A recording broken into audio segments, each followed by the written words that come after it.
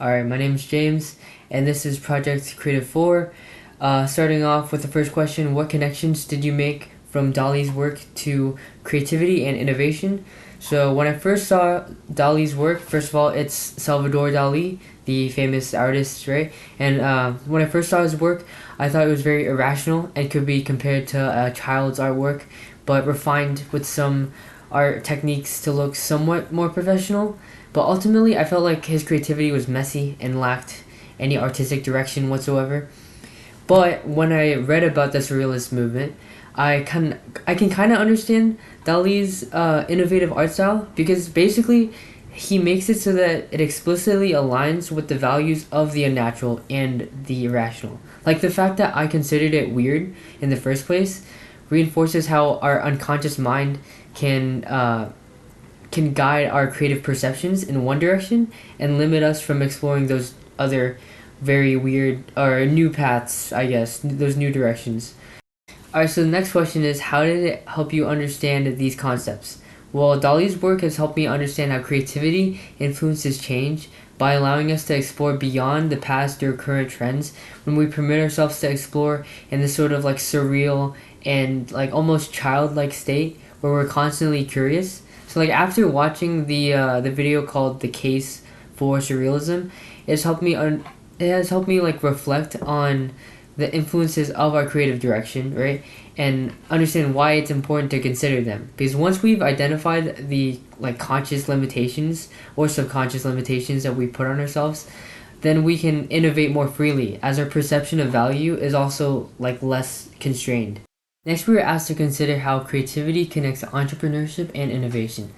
As we've discussed before, innovations are ideas which have realized their value in some way, and the goal of entrepreneurs is to determine which ideas have this potential and then realize the value and the innovation in the market. Well, in order to do this, entrepreneurs and innovators must use creativity when considering how they're going to develop the idea or develop the value of the idea.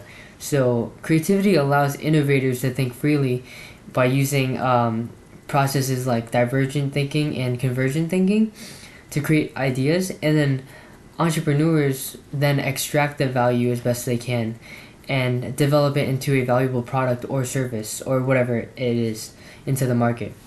Next question is, knowing the area has had a profound influence on the world, how has it then changed my view of entrepreneurship and innovation in the area? Well, after I learned about the Wikimedia Foundation being based in Florida and learning the first commercial air flight was around St. Pete, it's pretty wild. And then also learning that the web's precursor to the shopping mall was also based in Florida within the Tampa St. Pete area. I now feel like becoming an entrepreneur in this area is much more feasible than I thought because learning about the success of others and in this like local area makes me feel like there's not as much obstacle or there's not as much like barriers to entry, and also learning about the success of the USF alumni that goes by the stage name of Sacred Snow. This further reinforces my confidence in the USF's like entrepreneurship institution in helping entrepreneurs like me or like aspiring entrepreneurs like me. Alright, the next two questions I'm gonna combine into one section so that's like it flows more smoothly.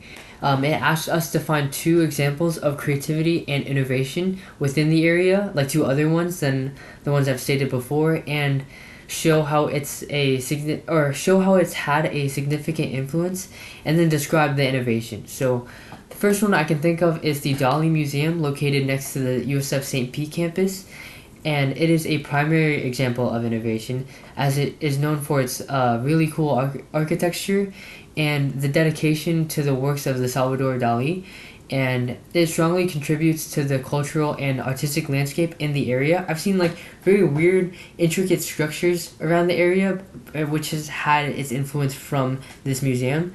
And then in Tampa, I found there's this company called Synapse, which is a nonprofit organization which helps to create connections between entrepreneurs, investors, and innovators.